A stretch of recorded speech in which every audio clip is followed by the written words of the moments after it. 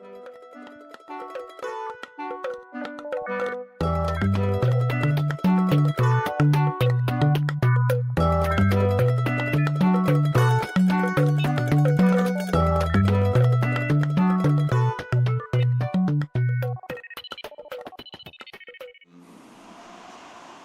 principio el psicoanálisis es, según Freud, tres cosas. Una teoría sobre el psiquismo.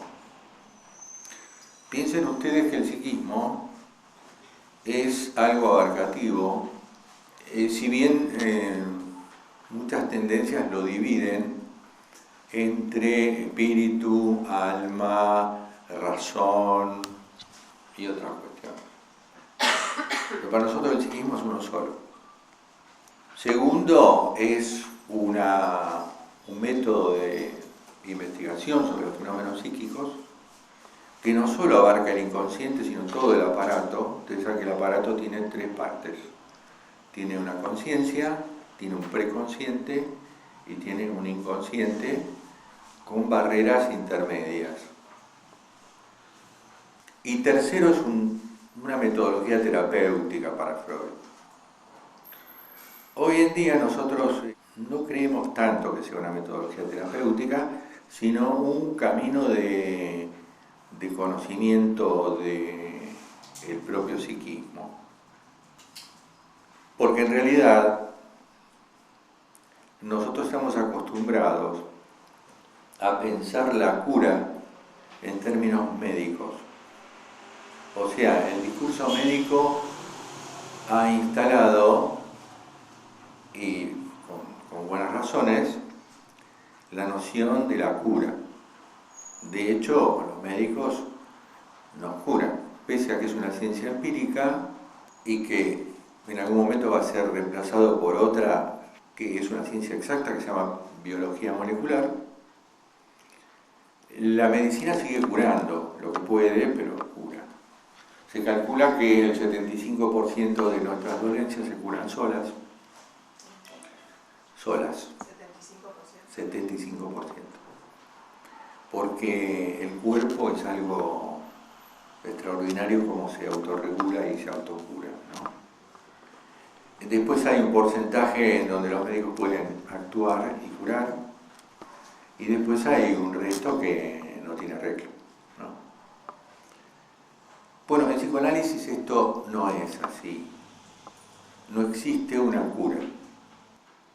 Y fíjense que si ustedes preguntan, o si yo les pregunto a ustedes qué es lo que quieren en la vida, ustedes van a decir ser felices, ¿o no?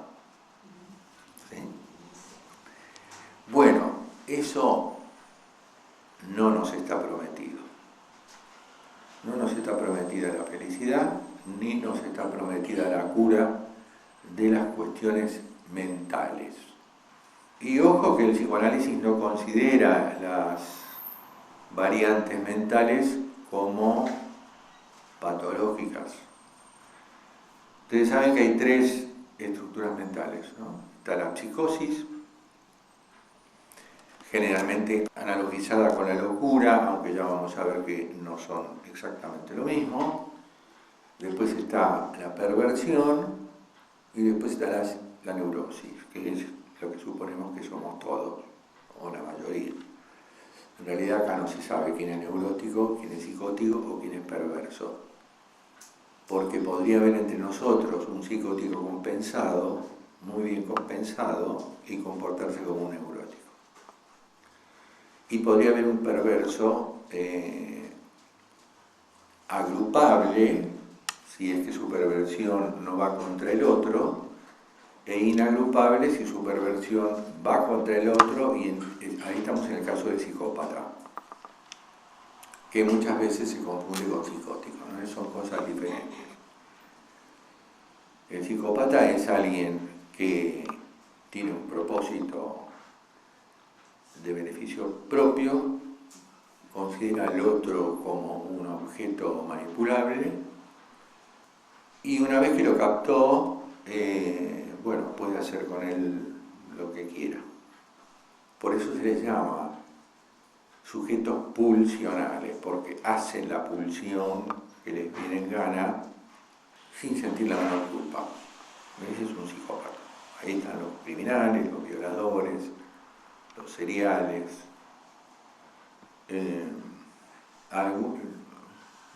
también los mitómanos.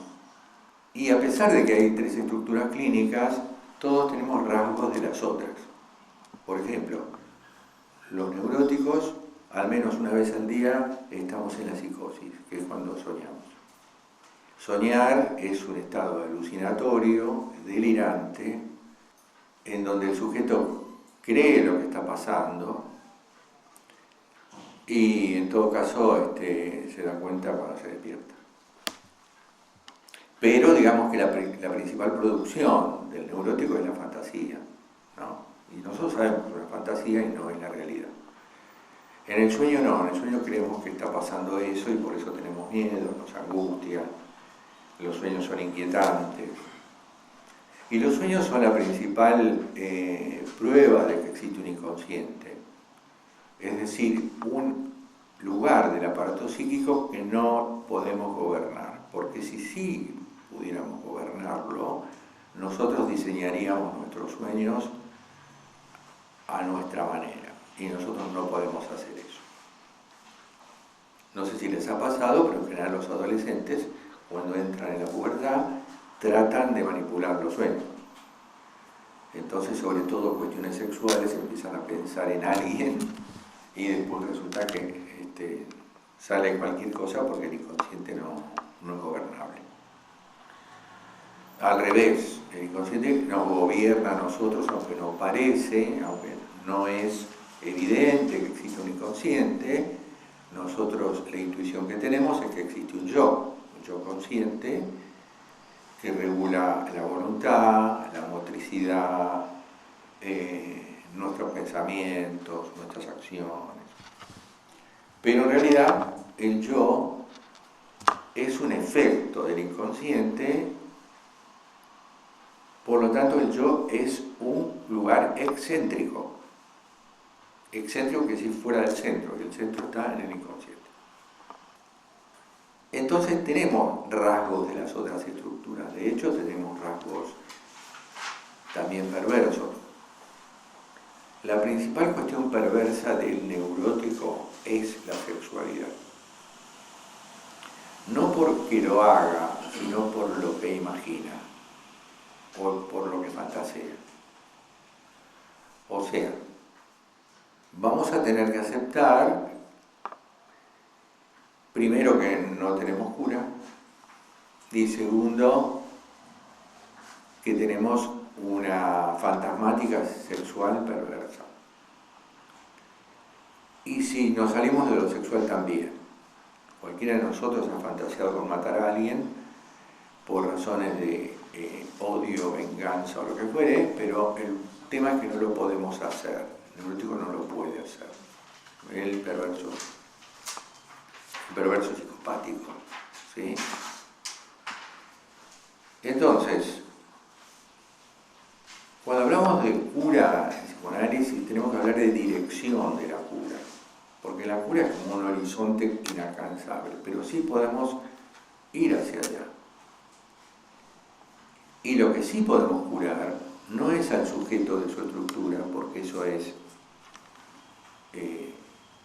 así, deriva de una crianza, deriva de unas actitudes parentales y de un entorno familiar. Acuérdense que el sujeto es construido en el grupo primario, salga lo que salga. No traemos nada, según Freud, de origen, sino que todo es adquirido en términos mentales, en términos psíquicos. Pero tenemos esa fantasmática bastante florida respecto de lo sexual, que es bien perversa, aunque lo reduzcamos a una fantasmática. Cuando yo digo fantasmática, estoy hablando de fantasías. Esto es una palabra que vamos a usar mucho. Así que, como ven, podemos tener rasgos perversos, inclusive ¿Vieron cuando uno dice me estás psicopateando? Bueno, eso es así. Es un rasgo psicopático. Todos tenemos un rasgo psicopático que deriva de las perversiones infantiles. Ustedes saben que las perversiones infantiles son el exhibicionismo, el voyerismo, la coprofilia y la crueldad. Entonces, algunas de estas perversiones que Freud llama polimorfas están frenadas por lo que llamamos diques sociales. Entonces, la cultura nos lleva a que al voyerismo y al exhibicionismo le opongamos el pudor, no confundir pudor con vergüenza, ya vamos a ver por qué. A la coprofilia le oponemos la repugnancia, o sea, el chico en algún momento eso que ama, que se llama excrementos, lo tiene que dejar caer y tiene que sentir repugnancia, lo cual es un proceso psíquico muy duro para un chico. Y la crueldad nos quedan restos porque somos crueles. Algunos pueden llegar a un grado de actuar esa crueldad con el otro sin que sea necesariamente un perverso. Y después vemos lo que es la crueldad de la humanidad, ¿no? Está por todas partes. Por ejemplo, si alguien que es un neurótico está en un ejército y tiene que salir a matar, pues mata, sea lo que sea. Así que bueno, no nos está prometida la felicidad, salvo por algunos momentos, ni la cura. Freud decía hay tres imposibles: curar, el psicoanálisis, gobernar y educar. ¿Por qué? Curar por lo que acabo de decir. Gobernar porque sería garantizar que todo el mundo cumpla 100% con la ley, lo cual es imposible. Y los primeros que no cumplen con la ley son los que gobiernan. Y tercero, educar porque la educación absoluta sería un autómata, no un chico. Y evidentemente no es así. Educar, digamos, en 100%, ¿no? Porque, digamos, cuando hay un sistema educativo que tiene a su cargo, ya sea los distintos niveles de la educación, inclusive la universidad y más allá, nunca se llega a una educación perfecta, ¿no? Y el problema es que nos han convencido de que la perfección existe. Muchos de nosotros, o todos, sufrimos por la idea de que existe la perfección y tenemos que alcanzarla.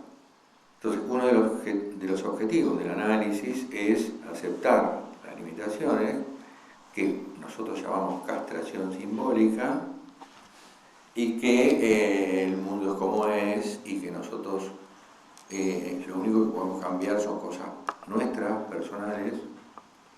Y una cosa muy importante que tiene el psicoanálisis es que como nosotros trabajamos con el discurso, y nuestra historia es una narrativa, porque los hechos históricos ya no están.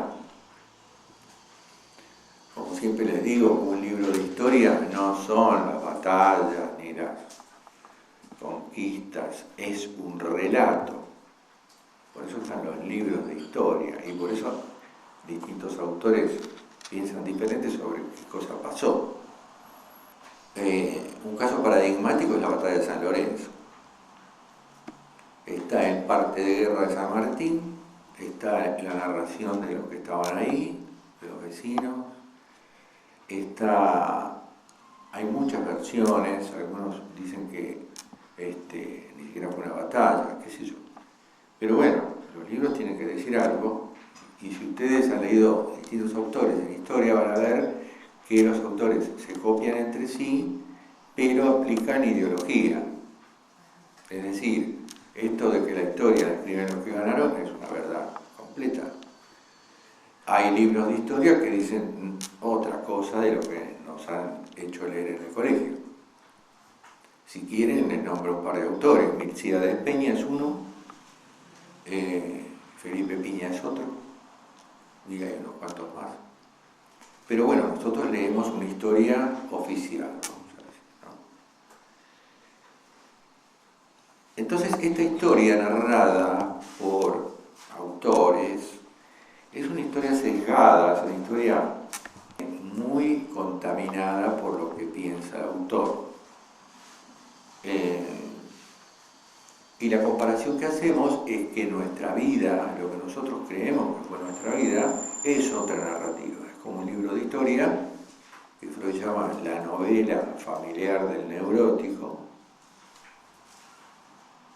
que difiere de los hechos que pasaron. De hecho, Freud dice, todo recuerdo es un velo sobre lo que realmente pasó.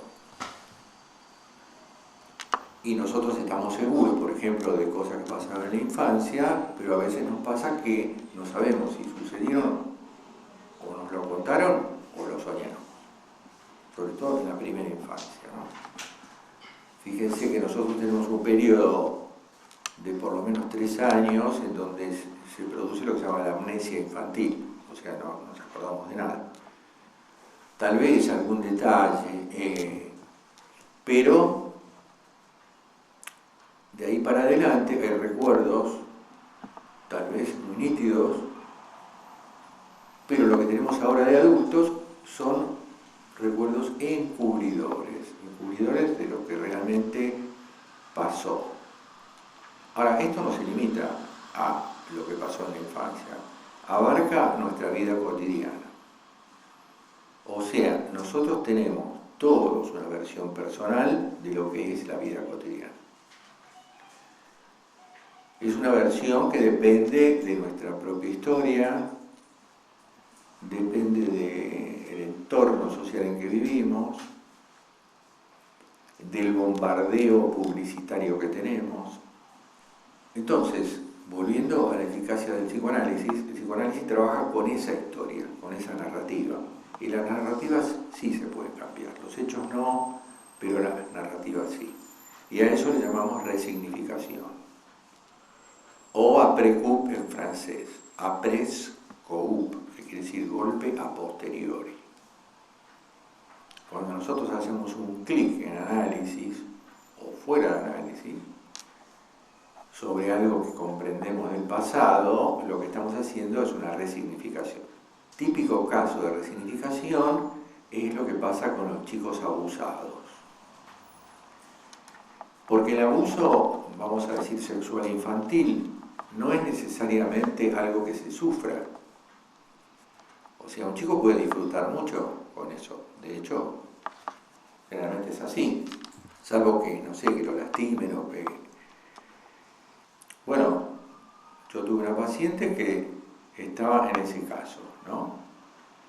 Una mina grande que justamente lo que le costaba era formar pareja, siempre tenía alguna dificultad y cuando ahondamos en su historia encontramos que cuando ella tenía 7, 8 años, la madre la dejaba al cuidado de un señor y se iba a laburar, no sé qué.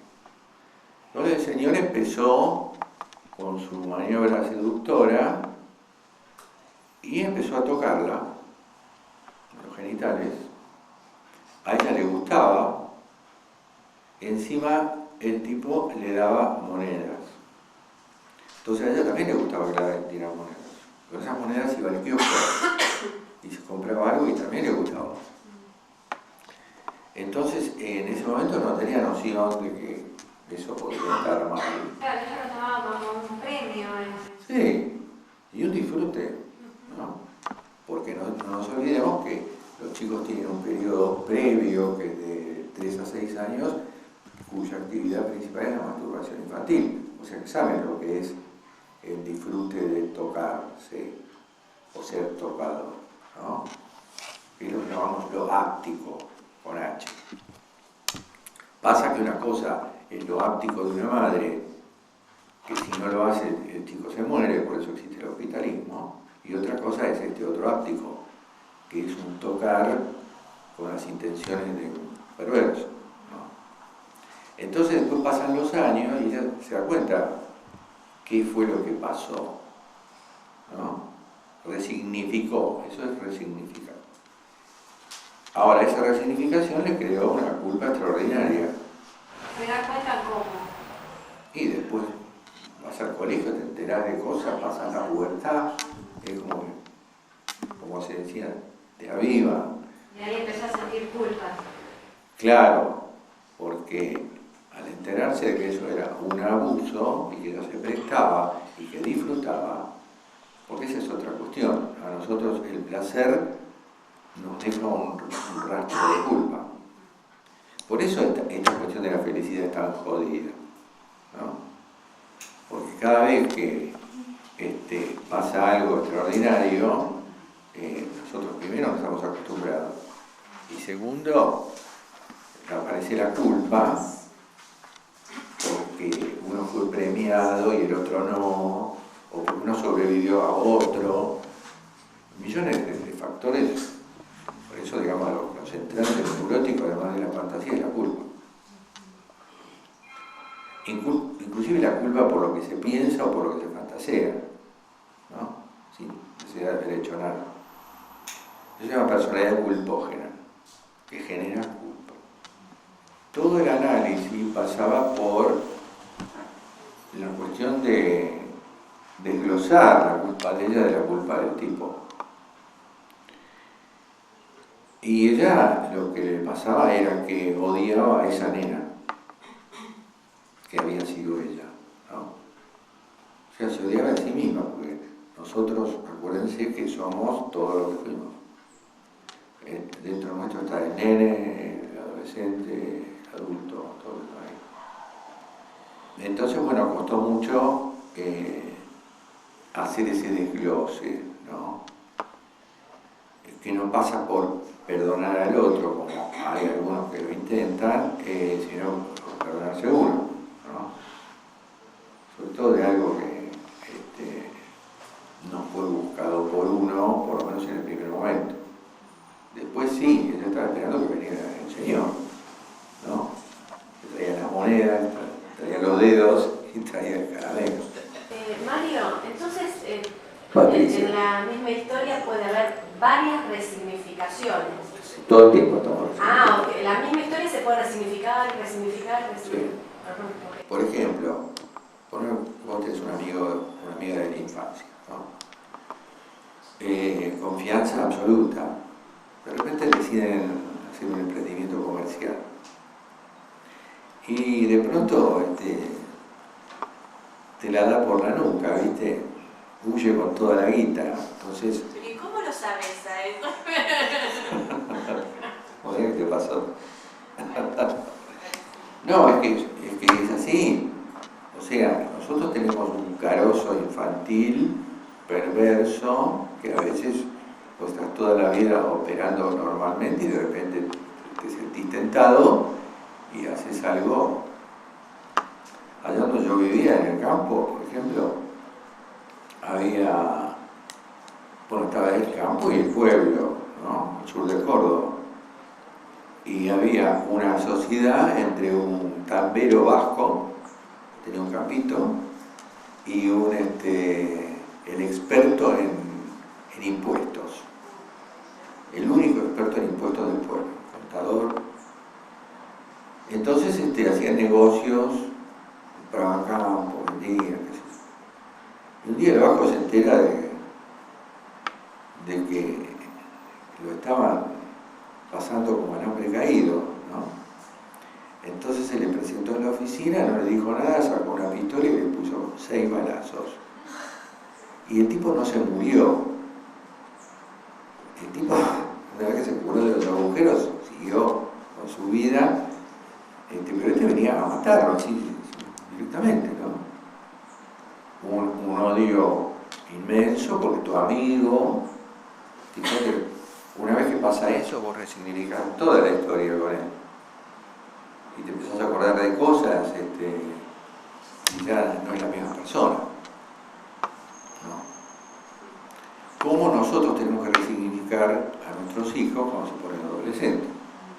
Entonces empezamos a añorar el nene que hizo un desarrollo perfecto hasta que se cortó y se transformó en un mutante, ¿no? Y entonces, claro, te encontrás con un desconocido que no te da bola, esto y lo otro, más allá. En realidad, los problemas que tiene son con él, ¿no? Tiene otro cuerpo, tiene otra sexualidad, tiene otra cabeza, sale de la latencia. Y bueno, los chicos nos resignifican a nosotros. Cuando los chicos son chicos, nosotros somos Gardel. Después somos unos pelotudos. Y cuando nos morimos decía, papá era un sabio. No, entonces así. Mario, yo quería preguntar si resulta que el abuso de este ejemplo lo dio como cuando tenía 7 años. Pero si ese abuso se da antes de que se desarrolle el psiquismo, o sea, antes de los 3 años, ¿puede haber algún recuerdo de más adulto de esos abusos? Tal vez no, pero la marca queda. A vos te puede haber pasado algo de lo cual no tenés registro y después hacer síntomas. ¿Y cómo se resignifica algo de lo que uno no sabe si pasó? Y bueno, ahí es, digamos, el método operatorio del psicoanálisis. Escuchar el discurso contra lo que todos creen no tiene algo por debajo o por detrás. En lo que uno habla está el inconsciente. Lo que pasa es que hay que saber escuchar. Transformar un hablar en un decir y en un oír en un escuchar. Entonces cuando hablamos de escucha, estamos viendo qué plus tiene ese discurso. Y ese plus es el decir, ¿no? Y por eso el método analítico es tan raro, porque nosotros destripamos las palabras. En la amnesia, en la amnesia infantil, en esos 3 primeros años, Sí. Ahí, digamos, igualmente quedan las huellas. Sí, Quedan. las huellas mnémicas. Nosotros tenemos tal vez una idea distorsionada de lo que es el inconsciente, ¿no? Lo que mayormente vas a leer por ahí o escuchar es que en el inconsciente está lo que es intolerable para la conciencia. En parte es así, por ejemplo, ahí está el insecto, el deseo incestuoso está ahí. Y está tal cual, como fue en su momento. Y es algo que la conciencia rechaza. Entonces, si yo te pidiera a vos que imaginases ahora una escena incestuosa, tal vez no podrías hacerlo, te daría repugnancia y la escena que te armarías no sería la que fue, que era ese amor por tu papá. Pero hay otras cosas que no son intolerables para la conciencia y son las siguientes. Nosotros tenemos un sistema perceptivo, ¿no? Que eso es desde que nacemos, o sea, los 5 sentidos, vamos a decir. Entonces, este es un sistema que está abierto a los estímulos del mundo externo y a los estímulos internos también, ¿no? Porque, por ejemplo, están las sensaciones kinestésicas, ¿saben lo que son? Kine quiere decir movimiento, de ahí viene cine. Y nosotros tenemos no solo percepciones del mundo externo, de lo que vemos, oímos y demás, sino también sensaciones de cosas que nos pasan adentro, órganos que se mueven, dolores, bueno, esas son las sensaciones kinestésicas. Cuando ese sistema perceptivo, que es un sistema en el fondo neuronal, ¿no?, pasa la información a la conciencia, es que vos te diste cuenta de lo que viste o de lo que oíste, pero a veces no te das cuenta. Por ejemplo, vos salís a la calle y ves un mundo de cosas, pero no de todo eso tomas conciencia. De hecho, si te preguntan en la esquina qué vidriera había ahí, o no sé. Entonces, uno de los descubrimientos de Freud es que lo que percibimos con los sentidos, si no queda en la conciencia, porque me di cuenta, van inconscientes, ¿no? Ahora, que vayan inconscientes no quiere decir que esté olvidado, está reprimido, está inhabilitado, pero opera. De hecho, qué sé yo, si yo te hipnotizo, te vas a acordar de esa vidriera y de todos los zapatos que estaban ahí, ¿no? Pero, digamos, nuestro sistema psíquico necesita acotar lo que nos estimula, porque es mucho lo que nos estimula. Nosotros tenemos filtro. Todo lo que nosotros sabemos o hemos recibido y de lo que tenemos conciencia va a parar al preconsciente, que es un espacio muy amplio. Pero lo que no fue capturado como con un darse cuenta va al inconsciente y opera. Pero no importa si es bueno o malo. No importa. Y por eso a veces hay como amnesia de situaciones traumáticas que sí fueron conscientes, pero que después fueron reprimidas por una cuestión de intolerabilidad. Hay narrativas en donde te cuentan paso por paso qué pasó, después viene una laguna y después sigue. Y a través del discurso podemos reconstruir esa laguna. No sé si les conté el caso de una chica que no podía someterse a una extracción de sangre. ¿Te acordás vos, Karen? Bueno, se los cuento así rápidamente. Ella decía, bueno, tengo un problema porque no puedo conseguir laburo, porque el examen preocupacional no me lo pueden hacer porque me tienen que sacar sangre. Y yo no soporto que me saquen sangre, dijo. Y después dice, o dar sangre. Y después dice, bueno, no soporto dar y o que me saquen sangre. Ahí le hago una pregunta por un nombre, porque dar y o es Darío. Le digo, ¿quién es Darío? Ah, mi tío. Entonces ella recuerda que era un tío adorado, y ya tenía 7, 8 años, y que van por un camino a la noche con la mamá y la tía, y atrás el tío y ella, de la mano. Y de pronto el tío le mete la mano de ella en el bolsillo de él. Y a ella no se acordaba nada, ¿no? Hasta que salen de la curva esa, y después que ella no lo podía ver a este tío. En las fiestas, y que si yo lo rechazaba. Y después te cuenta un episodio más reciente en donde la violan en un ascensor. Y cuando ella sabe que la van a violar, dice otra vez no. Pero no tenía registro de lo que le había pasado antes. Y tampoco sabemos si la violaron o no. Sabemos que el tío se pasó de la raya, ¿no? Entonces ella le quedó una fobia asociada con este nombre, ¿no? Y además con el hecho de ser pinchada, someterse a algo desagradable, como que te saquen sangre, ¿no? Ahora, volviendo al eje de esta enseñanza, nosotros vamos a ver dos autores que son Freud y Lacan. Lacan con mucha fama de difícil, pero bueno, para eso están los seminarios donde tratamos de ablandar una teoría dura.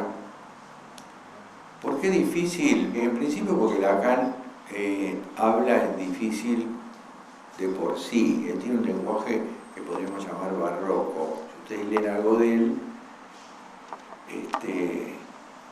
sobre todo algo escrito por él, porque escribió muy poco. Él escribió escritos 1, escritos 2 y otros escritos, y alguna otra cosita.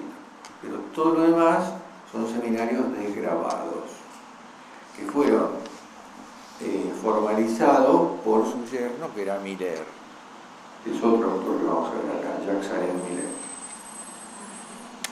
Cuando ustedes compran un seminario en el Paidós, van a ver que dice establecido por Jacques Alain Miller. ¿Qué quiere decir establecido? Que de todas las desgrabaciones Miller seleccionó, armó, piensa en la versión de Miller. Y hay otra corriente de lacaniana que en algunos pasajes piensan que Lacan dijo otra cosa, así que esto también es una complicación. Cuando a Lacan lo echan de la Internacional Psicoanalítica, que era inglesa, él arma su propio seminario, que es el seminario 11, que es el que yo recomiendo que empiecen a leer, aunque entiendan poco, que se llama Los 4 conceptos fundamentales del psicoanálisis, que son inconsciente, pulsión, transferencia, repetición.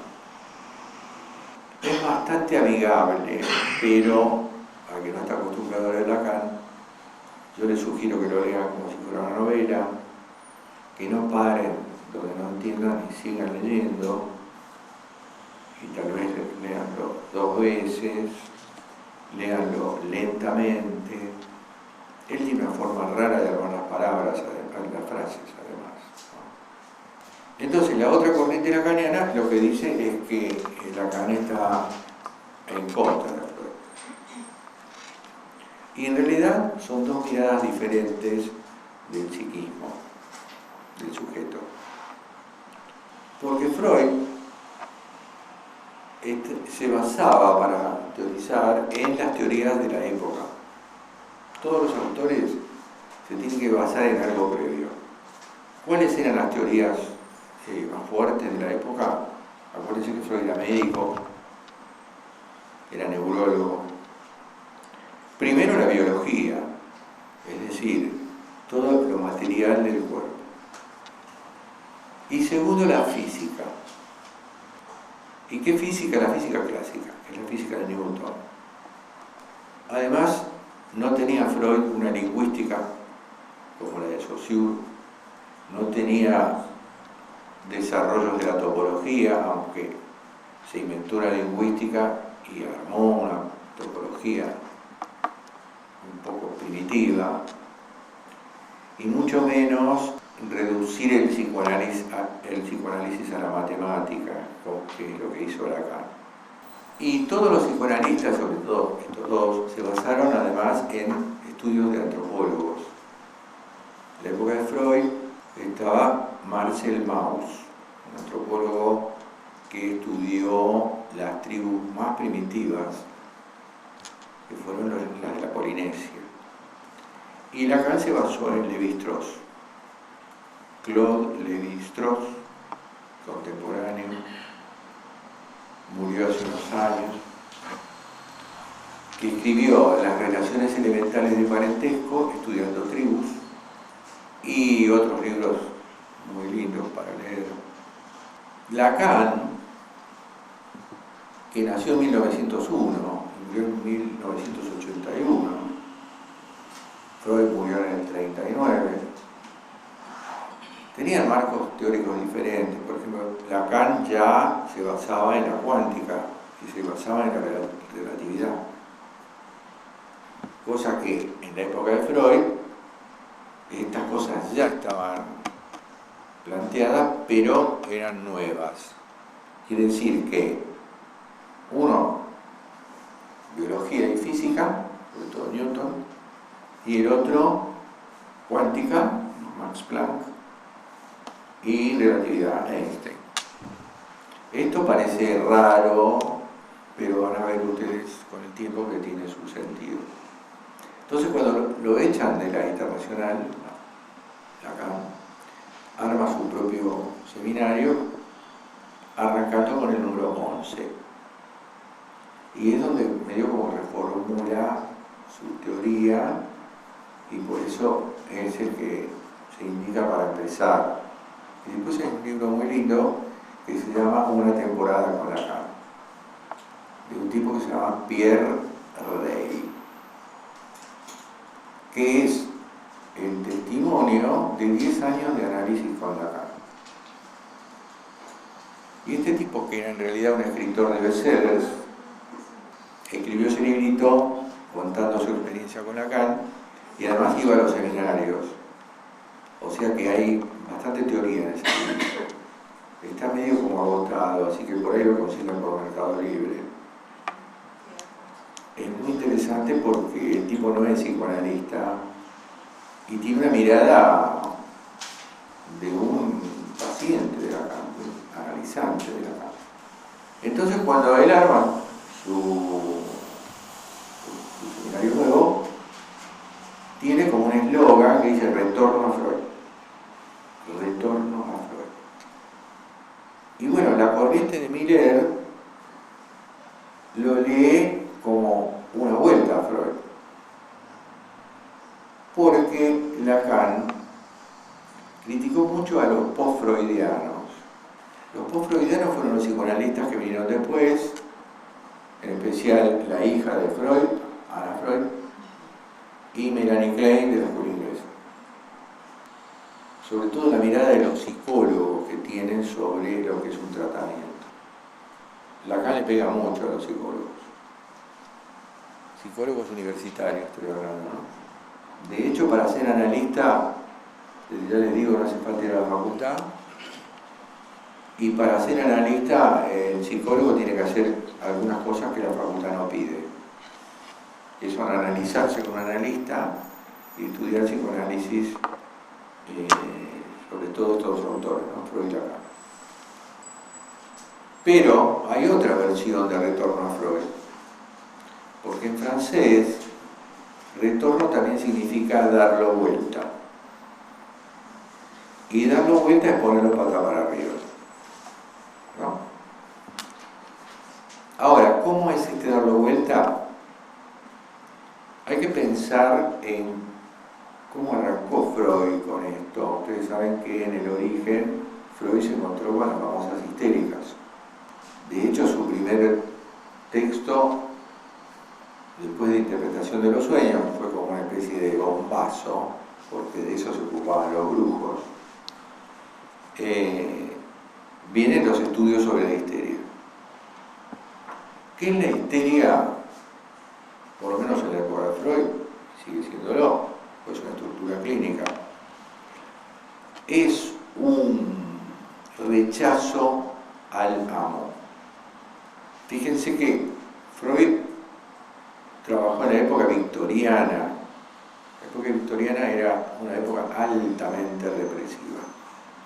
Represiva en los dos sentidos, que provocaba la represión de la que habla el psicoanálisis, o sea, hacer inconsciente algo, y la represión, si quieren, de la policía o de lo instituido, ¿no?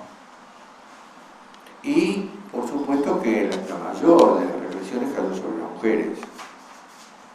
Esto es histórico y no hace falta que yo lo nombre ahora, ¿no? Entonces, así como ahora las mujeres salen con pancartas y tienen conciencia y van a la plaza, en ese momento no se tenía conciencia, entonces justamente inconsciente. Entonces, ¿qué hacían estas mujeres para rebelarse? Sin saberlo, hacían síntomas exóticos. Se volvían ciegas, paralíticas, hemiplégicas, viscas, lo que se les ocurre. Sin saber que estaban denunciando algo. Es como Copillon Rivière, ¿vieron? Cuando hablamos de portavoz, que es, por ejemplo, un chico que se enferma todo el tiempo. Él no sabe que está denunciando que los padres se matan a palos. Pero es una denuncia. Como no puede decirlo, lo hace con el cuerpo. O un chico que no aprende en el colegio, siendo que no es un tarado, Bueno, las histéricas se rebelaban contra el amo de esta manera individual, pero que era como una epidemia, porque a todas les pasaban cosas parecidas. Y por supuesto, ¿quién empezó a tallar ahí? Otro amo, que es el discurso médico. Y el discurso médico sigue siendo amo hasta hoy. Cualquiera que vaya a atenderse con un médico, salvo que sea, no sé, médico muy especial, van a ver que es un amo, que es difícil, lo único que le interesa es el órgano y todas esas cosas que nos pasan habitualmente con los médicos. Entonces, los médicos, bueno, probaron millones de cosas con las histéricas y llegaron a la conclusión de que mentían. Uno de los experimentos que se hizo para probar la mentira fue la que hizo un psiquiatra con una mujer ciega. Les aviso que son cegueras que no tienen ninguna falla orgánica, simplemente una persona no ve nada. Entonces la acostaron a la mujer, oscurecieron la sala y el psiquiatra prendió una luz delante de los ojos y a la mujer se le cerraron las pupilas. Y entonces el médico dijo, ven que miente. Bueno, como esos casos hay muchos. Y hasta el mismo Freud dijo que mentían, porque los relatos de estas mujeres, inclusive bajo hipnosis, todas coincidían en que el padre las había violado o algo así. Ahora, Viena era una ciudad muy pequeña, muy culta y muy pequeña. Y Freud conocía a estos padres. Y él decía, pero ¿cómo puede ser que todos mis amigos son perversos y que hacen cosas con sus hijas? Hasta que le llegó un diario de una madre en donde quedaba probado que el padre no pintaba, no había estado siquiera. Entonces ahí cuando Freud dice, las histéricas me mienten. Y quedó muy conectada la mentira con la histeria, ¿no? Inclusive tangencialmente lo podemos ver. Una de las cosas que podemos llamar la falsedad histérica es aquella mujer que seduce, seduce y seduce y no concreta. Como si la seducción no hubiera existido. Y además porque su propio psiquismo la lleva a imitar enfermedades. Esto es una cosa rarísima porque justamente todos los médicos con sus especialidades de la época, cuando pensaban que iban por el camino médico para tratar una dolencia, bueno, la histérica hacía otro cuadro, tenía que ver con otra especialidad. Entonces era una cosa que desconcertaba a todo el mundo. El único que la pegó fue Freud. Y a partir de una paciente que le dijo, doctor, no me joda más, déjeme hablar de lo que quiera. Y ahí nació la ley de la libre asociación. ¿Por qué? Porque un médico que hace lo que se llama anamnesis, o sea, te pregunta cómo llegaste hasta acá, qué comiste, cuándo te dio la cabeza, eso es anamnesis. Y nosotros no hacemos eso, hacemos regla de libre asociación, que es muy difícil de lograr. Y cuando se logra, vamos a suponer que alguien logra efectivamente asociar libremente frente a un otro. Freud decía, aún así ese discurso está gobernado por un amo que es el inconsciente. O sea que libre, libre, libre, nada. Eso también podemos extrapolarlo a lo que llamamos nuestra burbuja ilusoria en la que vivimos, ¿no? Que creemos, o nos han hecho creer que somos libres, que somos democráticos, que somos justos, que hay justicia, que esto, que el otro. Y la verdad, que somos iguales ante la ley. Y por eso es muy importante que ustedes entiendan que todo neurótico vive en una especie de globo ilusorio. ¿Por qué? que todas las personas, vamos a hablar solamente de los neuróticos, pero en realidad es extrapolable a los perversos también, todos, desde un premio Nobel hasta un analfabeto, por la forma en que fue criado y por la forma en que fue educado, tiene en su cabeza una teoría abarcativa de cómo funciona el mundo. Todos tenemos eso. Y no tenemos noción de que tenemos una teoría. Creemos que hablamos de la verdad del mundo. Entonces, ¿qué hacemos? ¿Cómo funciona la cabeza? Con esas teorías, que son como tácitas, nosotros interpretamos lo que vemos y actuamos en consecuencia, o sea, tenemos una conducta. Y esa conducta tiene consecuencias. O sea que el hilo sería, a través de la formación del sujeto, llegamos a estas teorías, las teorías nos hacen interpretar, la interpretación nos lleva a una conducta y la conducta tiene consecuencias. Claro, esto no es evidente tampoco. Parece que todos pensamos lo mismo, que vemos lo mismo. Y sin embargo hay diferencias, a veces chiquitas, a veces enormes. Por eso tenemos una mirada sesgada de cómo es el mundo. No es lo mismo, por ejemplo, qué sé yo, un melancólico que ve todo mal, túnel negro, que un optimista o que un tipo que vive con miedo, ¿no? Son variantes de cómo se perciben las cosas. No es lo mismo percibir el mundo como amenazante que percibirlo como un espacio donde uno se puede desarrollar. Entonces, lo que tenemos nosotros de ese mundo es una versión muy personal. Y esa versión es representacional.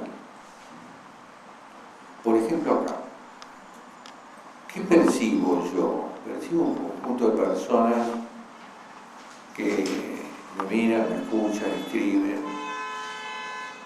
Y yo puedo hacerme una idea de quiénes son, pero totalmente distorsiva. Algunos los conozco más, otros los conozco menos. Pero aún así, esa idea que yo tengo, esa representación de ustedes, es distorsiva. Como es distorsivo lo que está pasando ahora, porque yo tengo unas ideas para transmitir, las encodifico en español, las digo, ustedes decodifican en español y se forjan una idea. Y estas dos ideas no coinciden, ni las de ustedes ni las mías. Entonces, la comunicación, por eso, es radicalmente fallada. Porque el código no es perfecto. Ahí tenemos una de las imperfecciones. Hablamos español, sí, pero hablamos desde un punto de vista. Por eso hay un dicho que dice, para salir de un infierno hace falta cambiar de punto de vista. Que eso es un poco también lo que hacemos en análisis, ¿no? Nosotros en eso somos muy diferentes de los psicólogos. Los psicólogos tienen una idea de lo normal y nosotros sabemos que todos somos anormales. O sea que no respondemos a una norma fija, tenemos nuestras formas de ver las cosas. Quiere decir que lo que nosotros llamamos realidad es un constructo, es un armado del sujeto. Esto lo aceptan hasta los físicos de más alto nivel. Nosotros construimos el objeto. Lo observado depende del observador. Sí, exacto. Es difícil entender desde la biología eso, ¿viste? Porque en teoría lo que se ve, Sí. pero claro. Sí, pero se ve tan parcialmente. Nosotros vivimos disociando. Por ejemplo, en la sexualidad, ¿no? O en el enamoramiento, o en el amor, si querés. Nosotros vemos lo que llamamos una gestalt del otro, es una unidad armónica para nosotros, subjetiva, porque la belleza es subjetiva, ¿no? De hecho, lo que nos gusta del otro por ahí es un aspecto, ¿no? Que no necesariamente es físico, pero sabemos muchas más cosas de lo que es un cuerpo, pero eso lo tenemos que disociar, no podríamos hacer nada, ¿no? O no puedes estar en plena actividad sexual con alguien pensando en el hígado que tiene, ¿no? Todo eso está disociado y te quedas con esa gestalt. Entonces uno tiene que pensar la tremenda disociación que tiene que hacer, por ejemplo, un ginecólogo o un odontólogo o un proctólogo, ¿no? Para poder evitar una inhibición o un bloqueo a la hora de los papeles, ¿no? Entonces, nosotros vivimos haciendo eso, vivimos clasificando, interpretando, disociando. Entonces, ese es el yo que creemos que somos, que es una burbuja imaginaria. O sea, nosotros vivimos un mundo imaginario. Y lo que vos me decías, que bueno, lo que vemos es, y lo que tocamos es así, todos tocamos lo mismo, qué sé yo, sí, pero, por ejemplo, en lo táctil, nosotros también tenemos representaciones táctiles, ¿no? Si en la cadena de acontecimientos entre que yo toco esto y mi mente me dice que es un marcador, si me falla algún eslabón de la cadena, yo no toco un marcador acá. ¿Qué es lo que le pasa a un psicótico? Por ahí le das un marcador y decís, me estás enchastrando con un flan, ¿no? Porque él ve otra cosa. Nosotros no es que alucinemos ni deliremos, pero sí tenemos esta mirada bastante compartida, vamos a decir, según las comunidades, porque en otras comunidades pasan otras cosas que nosotros también no comprenderíamos. Si yo traigo acá a uno de estos que nombré de la Polinesia, no entendería nada de lo que está pasando acá. Hay muchos elementos que hacen que todo lo que construyó Vaslavic sobre teoría de la comunicación es relativamente válido, pero esto queda, digamos, acotado por el hecho de que la comunicación está fallada, ¿no? El código no es perfecto, lo que ves vos no es lo que veo yo.